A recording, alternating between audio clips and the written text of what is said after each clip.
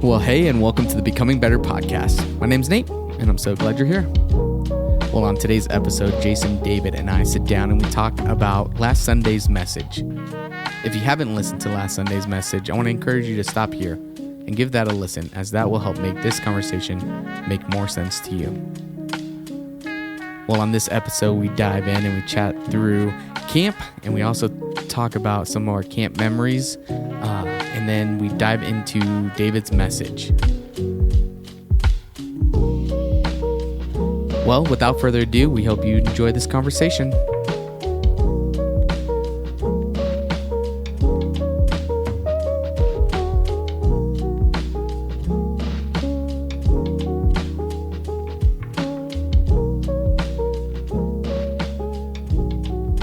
How's it going, guys?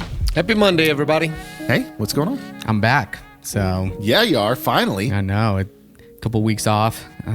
Really didn't do much. We got rid of Heward for a bit. know. He's been in it for like 3 or 4 weeks, Yep. so it's good to have you, Heward. Yeah, Heward-less podcast. Yeah. So got back from junior high camp, and it was a blast. I was telling Sarah, because she was like, how you doing? It's been kind of a marathon this last week, going into 4th of July.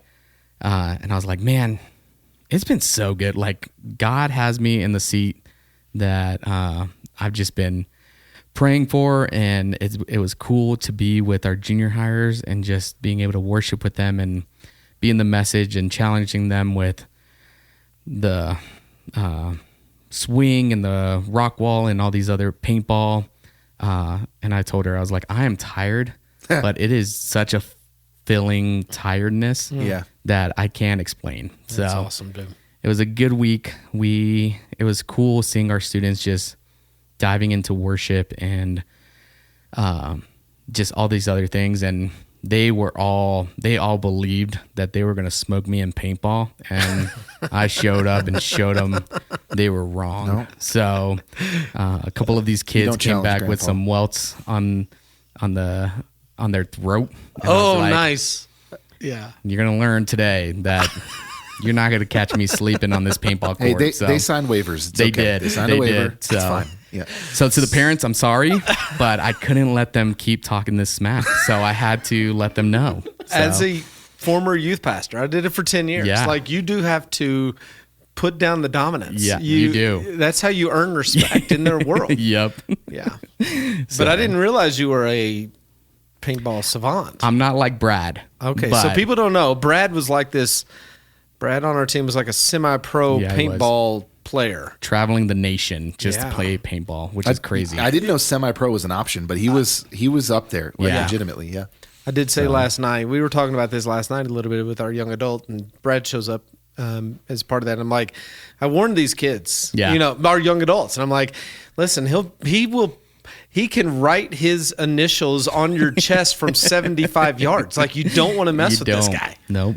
So, So which that's good information to know, because I'll bring him with me next time. you should. Absolutely. Just me and him versus all these junior high boys. Yeah. It'll be a So- slaughterhouse. The funny thing is, though, so we split up our boys and girls. Boys go to paintball first, and they're just camping. So I'm like running back and forth, just shooting all these boys. And I thought it was going to be about the same with the girls. No, these girls are running in the forest, just shooting each other. I'm like, all right, guys, you just need to know the girls, you are lucky you didn't play paintball against these girls, because they would have smoked you up. So, so it was good. Of course it would. Girls are vicious. Yeah, they are. Yeah, they are. So For those who don't know, that we may have a few new.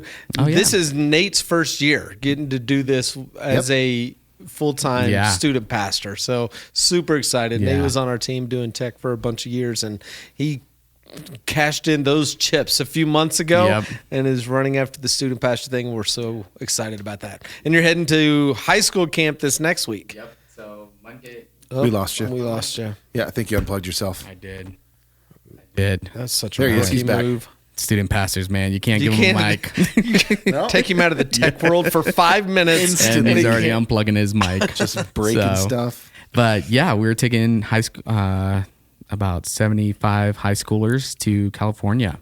So we'll be in California Monday morning. nuts, We leave man. 7:00 in the morning. So So I mean, we're gonna have Heward back in here. you're gonna have him back. Man. Yep. Yeah, probably. Heck, oh, man. It'll be Heward or me, whoever's available. Yeah. So be praying for those students. And we have a great group of high school students that are on fire as well. You got one of mine going. So Eli's good coming. luck. Yeah. So Bring the Ritalin. yeah. You got one of mine going too. That's great. Yep. So Oddly, also takes Ritalin. Congratulations! I just doxed my kid. There you go. So it's gonna be a good week. So, well, do you guys? So obviously, Jason, 10 years in student ministry. I figured we could Yeah. look back in the Wayback Machine and see if you have any good camp stories. Listen, I was thinking about. I never went to camp until I was a student pastor. I never went to camp, but yeah, I've got. I mean, sure, I can go back and give you traumatizing stories. I'll go. I was in Midland, Texas, and we went to a camp in Guadalupe, New Mexico, in the Guadalupe Mountains of New Mexico. So it's about a 4-hour trek. You know, out in West Texas, there's nothing, and so camp was 4 hours away. And when I say camp, I mean we took kids in first grade to a camp 4 hours away.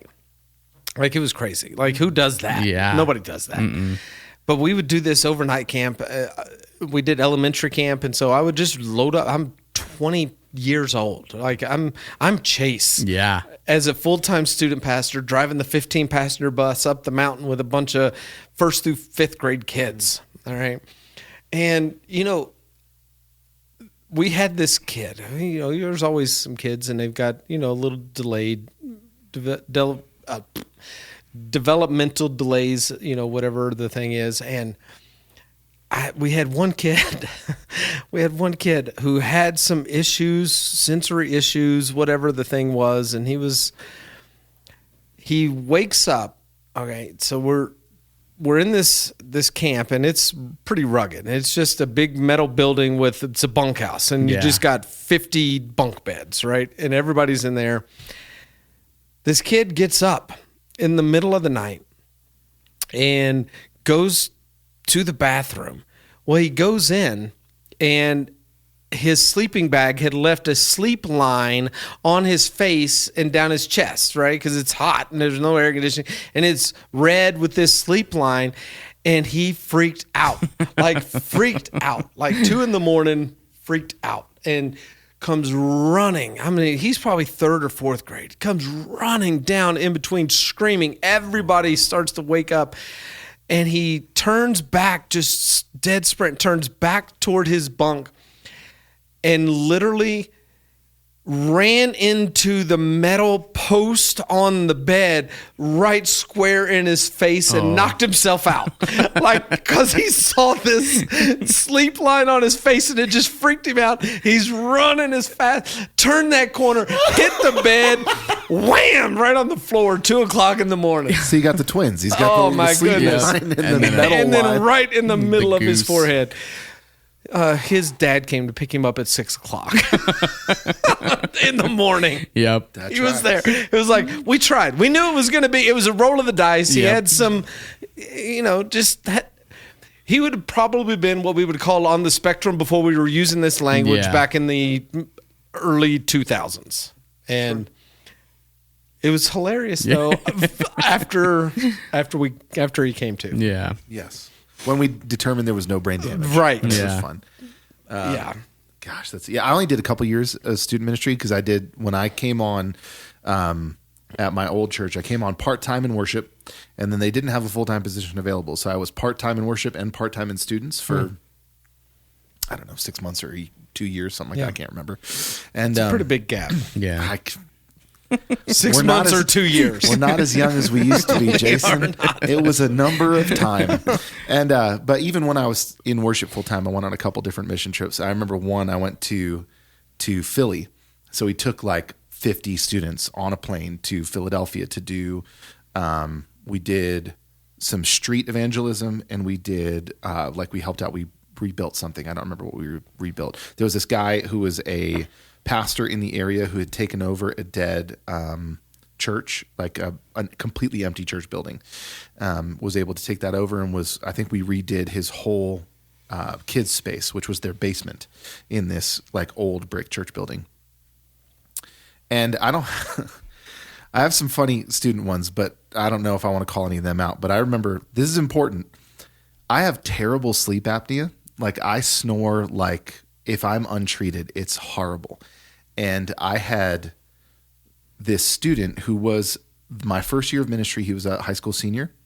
And then the next 2 years that I was in ministry, we did trips together, but he came as like a counselor, as an adult, right? To help with these camps. And the first year that we were together, he like tried to suffocate me with a pillow because he couldn't sleep because I was snoring so bad. And then I remember we were on the plane to Philly, and he left his seat and he came over and he handed me this pack of those like Breathe Right nasal strips. Just trying to help her brother out. I was like, hey man, if you don't wear these, you're not going to make it. Yeah. Like, I need you to put these on. Because we're always sleeping on floors in like classrooms and in that same Philly trip, I remember it was the night we were getting ready to leave and we were in a school. We were sleeping in a school on the floor in sleeping bags. And it was like 1:30 when we finally got everybody to sleep. And I just remember being like, man, it's the middle of summer and I'm really cold.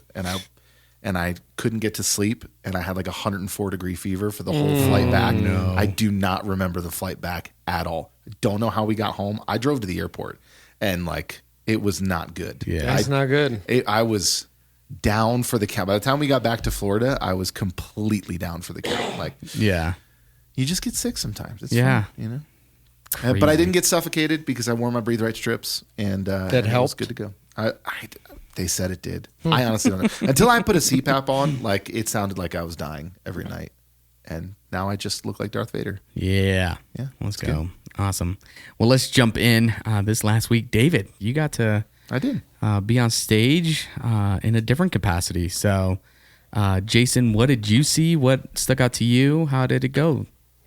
I thought it was great. And love, again, that we have such an amazing team that we get to see throughout these weeks of how deep our bench is that can get up. And David has spoken and done things with our men's breakfast and that kind of stuff. Mm-hmm. And so there's just another opportunity for the rest of the church to get to hear part of that. You know, the thing I kept saying was like, he's just got such a pastoral tone. Like, he didn't even yell at anybody. Like what do we? There was like none. It was none. No yelling at all. It was just he's just up there loving people, and so I thought it was great. That's funny. And the text that he gets to jump into, it is such a powerful story, and I think just the big idea that you shared with us about. Believing in the dark what you learn in the light. Like that is a great line, and it so encapsulates the story of John the Baptist. So just thought it was really helpful, and grateful people got to experience it. Yeah. Thanks, man. Yeah. So what stuck out to you, David, as you were preaching this? Yeah, a couple things. It really was just the big idea of like, this is shared experience. Like what John goes through here, the questioning, the coming to this idea that like he knows what's up. Yeah. Nobody knows what's up better than John. And I didn't even get into the idea that, I mean, he was essentially a rabbi. He was a teacher. He knew the Old Testament scriptures better than most people, which means he knew what to look for in the Messiah. So he knew Jesus when he saw him, but just getting stuck in pain and isolation, right? Those are the things that knock people off of their footing. They make you go, hey, is everything that I actually thought real? Like, when do you ask that question? When the bottom drops out, you know? And that's where he was at.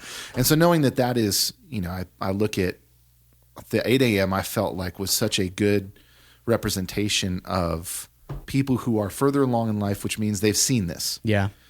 You know, generally speaking, that's our older crowd. So they've walked through multiple situations like this. When I think about the mix of groups that is the 9:30 and the 11 going, man, some of you, this is in front of you yet. Like you haven't walked through real suffering maybe, and maybe you have, but it's coming. And what do you do when you get there? Like those were for me, as I'm walking into Sunday going, that's the weight I'm carrying, going, man, there are going to be people who don't get this yet. But it is coming for them. And I really hope that this is something that they can hold on to. That'll give them hope, when they get there. Yeah. And then if we would have given you 5 or 10 more minutes for your message, is there anything else you would have added? I don't know if there's anything helpful I would have added, with the exception of I probably would have spent more time in this idea of God's sovereignty in suffering. That what John was going through, specific to John, right? Just like specific to any of us, is not some random thing that has happened. It's not chaos and disorder. God uses difficult things in our life to grow us and to make us look more like Jesus, or to bring us to a place where we recognize Jesus, right? And so there's obviously way more to it than that, right?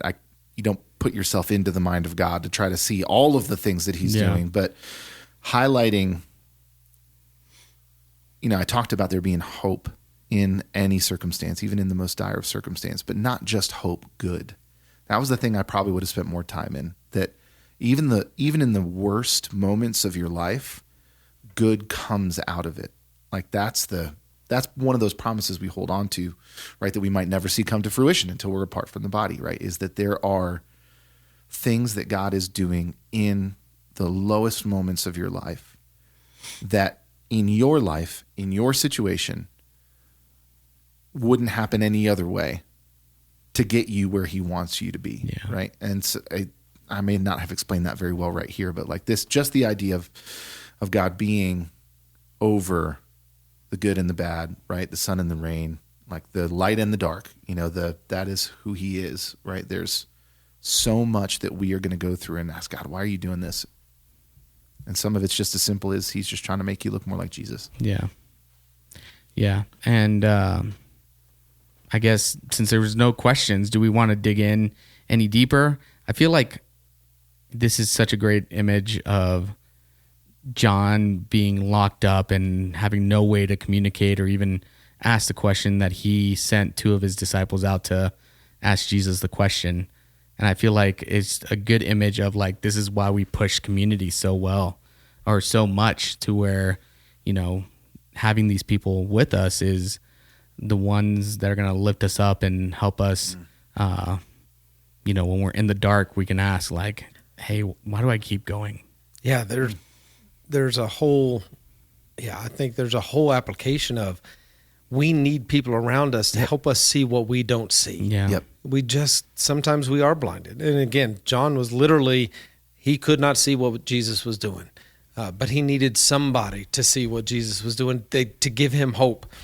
One of the interesting things you brought out in the text, that when we compare the Isaiah 61 passage, and he lists off in Isaiah 61 these things that the Messiah was prophesied to do. And you made the point of helping the blind eyes see, and preaching the good news to the poor, as well as bringing freedom to the captive. And that was the one thing Jesus left off of this text. What's interesting, though, is that there's one thing that Jesus added to his list that none of the Old Testament passages attribute to the Messiah, and that is the raising of the dead. Yes. That's it. Yes. I know the answer to this, I swear. We're raising the dead. That didn't show up in Isaiah 61. Yep. And it didn't, nobody thought, but what's interesting is it happened 15 minutes ago. Mm-hmm. Right? What was the story that we learned last week? Yep, the boy on the deer. Son. Yep. That's right. It was the raising of the widow's son. Like there's this, when it says John's disciples told him about all these things, you got to know one of the all these things was, dude, you are not going to believe this. There was a funeral that was going out, and they were all crying, and then there wasn't no crying. Well, there was crying, tears of joy, because we're all going back. Like, we saw him raise a dead body. Yep. And Jesus, I think, to give John hope of, man, you want to know what's going on? You don't want to know what I'm doing? Yeah. We're casting demons out, and we're healing blind. but dead people are also coming to life. Yeah, man. Not just spirits, not just literally coming to life. Go tell him that. And like, I mean, there's just something to that Especially knowing where John is headed, right? yeah, Like, yeah, no pun intended. Yeah. Was that a pun? It felt like a pun. beheaded. Yeah. Yes. Yeah. But that's just a cool little note that it's easy just to jump past that. Because to us, right, on this side of the Testament, it's so familiar. Obviously, Yeah. Jesus is raising dead people, Yeah. right? Like there's a bunch of stories about it. Yeah. Then he raises himself from the dead. Like, Yeah. but to John, to your point, John wouldn't have seen that. Like, Right. that didn't happen. Right. Yeah. Yep. Yep. Awesome. I think the other thing is, and maybe this is the part that we dig into a little bit today, is this line that Jesus has at the end: "Blessed is anyone who does not stumble on account of me." Like there, in that, I hear a pastoral heart from Jesus, just even in that line, that he's putting himself in John's shoes and saying, I know it doesn't look like you thought it would look like, and I know it doesn't provide what you thought it would provide, or that I'm fulfilling what you hoped I would fulfill. But please, please, please don't trip over your faith because of me. Like there's something to that. Because to your point, when that suffering comes, that's the natural tendency, is we trip over our faith. We stumble because Jesus doesn't meet our expectations. And so I guess I would just say, David, as you kind of wrestled with that, and you talked a little bit about it in your sermon, but is there anything else that you could say to somebody who's in the midst of that might be on the precipice of stumbling in their faith because what they hoped would come to pass is not coming to pass? I mean, my knee jerk immediately is to think of Hebrews and of Jesus as the high priest who has suffered the way that we have suffered. Yeah. Right away of, he said this knowing that he was headed to a place where he would experience in some ways greater pain than most of us ever will while we're alive, right? Yeah. He was headed to suffer in such a way that he understands, he empathizes, he knows what you're going through in a really intimate way. Yeah. And so that's my first jump to of going like, well, you don't ever want to minimize someone's pain. You don't ever want to make small of it. You don't want to throw out platitudes like, oh man, God works in mysterious ways. You don't do that. But you can point out, man, you know what it's like? I don't know what it's like to lose a son, but actually our Father does. And he's walked through it. And he shares in your pain. And I don't know what it's like to suffer physically the way that you are suffering, but Jesus actually does. Mm-hmm. And our New Testament, our Bible, shows us, reminds us that he has walked through the type of suffering you were going through. And he can empathize with you, right? I'm assuming you pulled up to that passage. Yeah. Well, there's a couple of them yeah. that I think about, but yeah. Hebrews chapter 2 is one of them that pops into mind. Since the children have flesh and blood, he too shared in their humanity. Mm-hmm. And suffering is a part of humanity. Mm-hmm. And Jesus shared in that with us. And there's one other one that I'm thinking of that's just not coming to my head. That Jesus is the high priest specifically is the one that 9? You're talking about.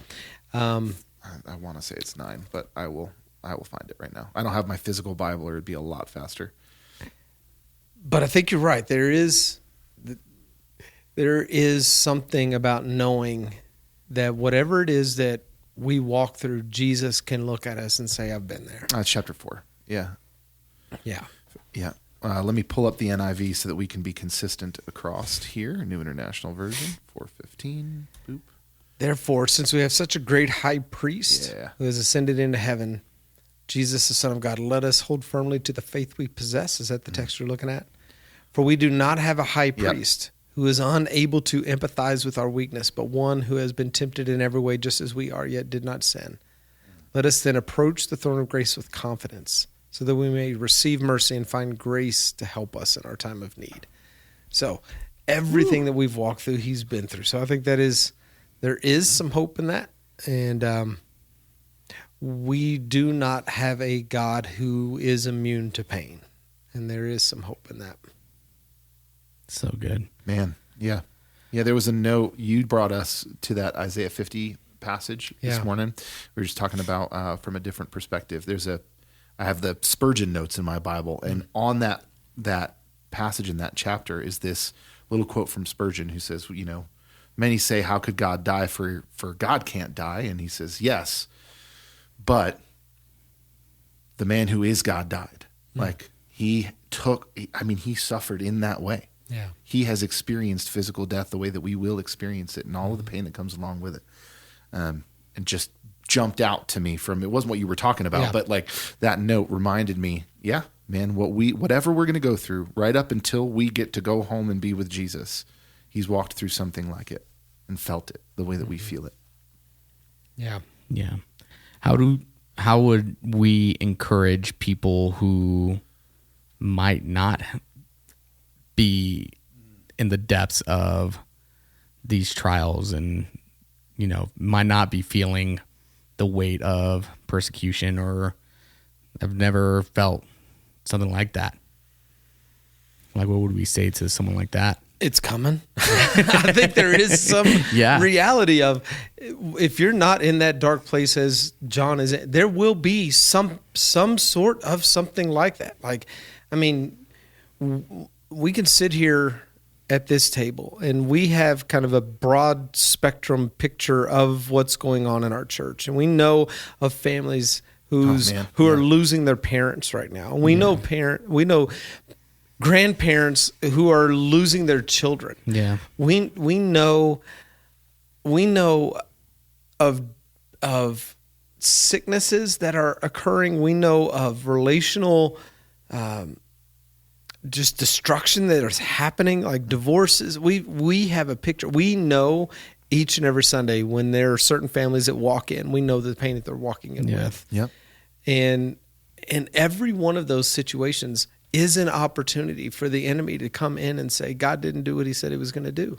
Yeah. And I think part of that is just, and I've said this many times, we have a terrible theology of suffering in the American church. It's just terrible. Yeah. And what the enemy teaches us in the midst of suffering is one of two things. Either God is not there or God does not care. Like, those are the two things, just overwhelmingly, because we bite into this lie that if I'm suffering, it's because God isn't there. And so we just reject the idea. If there was a good God, these bad things wouldn't happen to me. Or that God doesn't care. And he's just an absentee landlord up there somewhere, and he doesn't care. If he really loved me, I wouldn't be walking through this. Yet the one he loved the most is the one who suffered the most. All of his disciples that Jesus says, and he loved them to the end. Like, that was what he said about his disciples. Every one of them were beaten, imprisoned. By any normal standard, their lives were cut short. Yeah. By martyrdom. Like, it wasn't that God wasn't there, and it wasn't that he didn't care. Like, he was there in the midst of all of it. And so, but yet that's still the same lie that the enemy just wants to use against us over and over. So It's I would a good just say, lie. Whoever it is that's walking and they've not, it's coming. And you just need to know. And when it does, it doesn't mean that God isn't there. And it doesn't mean that God doesn't care. I do. I like it. Sometimes I feel like a pessimist when I say stuff like, but it's just it's just truth. The longer you are alive on the planet, the more likely you are to encounter great suffering, because it's just here. Like, it exists all around you, and there's nothing that you can do to escape it. Congratulations. You thought I was nice and fun on Sunday. Well, today I'm going to be fatalist with you. But that doesn't have to be this pessimistic, fatalistic, nihilistic point of view of the inevitability of suffering. If we know that it's coming, and in the good times, right, we prepare our hearts and minds, we fill our minds with the truth of God's word. We surround ourselves with people who will speak truth to us, so that when the inevitability of suffering comes, it's the wise and foolish builders, right? I could have touched back to that this weekend. That was even an opportunity of, when the floods came, will our house stand? Yeah. Not if, Yep. when. Yep. So good. Yeah. All right. Anything else you guys like to add? Well, we're not done with John the Baptist quite yet. Yep. So this coming week, I get to be back and preaching again. So I'm excited about that. But I get to pick up the story because the messengers are going to walk back to John and they're going to give him the message. And this is where John kind of walks off into I don't think we hear of him again. Like this is kind of the last hurrah. We hear about him after the fact. Yeah. But there's going to be this moment where this whole crowd has been listening to this conversation between Jesus and these messengers. And kind of in my mind, kind of the thought that's going on in their head is, well, wait, this guy's having doubts? Like, what are we supposed to do? He was the one that pointed us to you. Yeah. Like when we go back to the Jordan River, it was John who screamed out above the crowds, "Look, the Lamb of God who takes away the sins of the world." Yeah. Jesus' first disciples were actually disciples of John. And so can you imagine this moment where you have this icon of a prophet, John the Baptist, and you're standing there listening as the one you've looked up to as the one. You thought he was the Messiah, and he pointed you to the Messiah, and now all of a sudden he don't know? Mm-hmm. Yeah. Like, what kind of shock that must have been for these people who'd put so much trust in John. And so Jesus is going to try to help frame how should they view this conversation? How should they now think about John as the one? He's just expressed his own doubt about Jesus. If John's doubting, how much more can I believe anything he said? Yeah. Yeah. And so Jesus is going to try to help us frame this conversation of how we should look at John. So that's what we're going to be jumping into this week. Sweet. Oh, and I figure maybe I should finish the story. What story? We got a lot of questions after church this weekend about what happened to Lucy, what happened to Lisa. Right? And I'll just tell, I said it at Pastor's Point. I just kept telling people every time. He didn't finish the story. We learned, he resolved the tension of what happened to John. He didn't resolve the tension of what happened with Lisa being stuck in the hospital for 8 weeks and 26 week pregnant. What happened? I said, you just need to know Lucy's still in the hospital. It's only now the bad part is I said that joke and Lucy was standing there and I think I made her cry. Yeah. Like she didn't get it. She was like, what do you mean? And I was like, oh no, sweetie, I'm so sorry. So pick up the story. Well, yeah, I mean the reason I didn't tie a bow on that one because it's just we weren't the point, right? The idea was just the universality of suffering and walking through it in a personal example. But so it's kind of a crazy story actually. So we found all that out, right? I got this incredible grace from my old home church to only be in the office 2 days a week during that season, right? They're just like, hey, do what you got to do. Be here on Sunday, be here on Tuesday, half a day Wednesday. And then I just had, because I was driving up to be with Lisa Wednesday afternoon. I'd stay overnight Thursday. I'd stay there all day Thursday. And then Friday, I would come home. I would bring the girls up Friday because she could come down for a half an hour out of her hospital room and be in the lobby with us once a week. And so I'd come up on Fridays and I'd bring the girls and she'd get to see them for half an hour. And then Saturday, I would just take the day off. It'd just be me and the kids. Sunday, we'd go to church. Monday, Tuesday, work. There you go. Rinse and repeat. We did that for 8 weeks. At 34 weeks on the dot, they took Lucy via C-section. So she came, Lisa had surgery and she was just under 6 pounds. She was not tiny by any measure, but she was really underdeveloped in a couple of ways. Her swallow reflex wasn't developed. So you had to give her breaks when you were feeding her. She would start to suffocate. It was the most insane situation, just as a dad trying to navigate with all of that. So 2 days after that, I get to bring Lisa home. It's great. We're still going back and forth and visiting Lucy. 5 days after Lisa gets home, her appendix tries to burst. She has to go back to the hospital. She has to go back into surgery and they remove her appendix. And that she had to do some pretty decent recovery after that because she had one major surgery and one outpatient surgery back to back. That was really hard on her. And so it was crazy. By the time they transferred her from operating recovery to inpatient recovery, Lucy was almost ready to come home. So she stayed a couple of extra days in the hospital, and then I went and picked up Lisa from the hospital in Orange City, which was right by my house, left that hospital, went to Orlando to pick up Lucy and bring her home. So it was this 2-week period after Lucy was born that it was just absolute chaos, right? Just getting Lisa back home and then back to the hospital and then back. It was wild. It was really, really tough, but we had good people who were loving on us and helping us out. Lucy's great. She's a menace. Yep. Now, yeah, she'll be 5 in 3 weeks. 3 weeks and a day. So, and that's how where it old is. was she when you guys moved here? How long? She wasn't quite a year old. So we got here on July 22nd. She turned 1 on July 28th. Wow. So yeah, I knew it was pretty close. It was pretty close, man. Yeah. Yeah. There you go. Now you know what happened. Now they know. So awesome. Well, we hope you guys have a good week, and we'll see you guys on Sunday.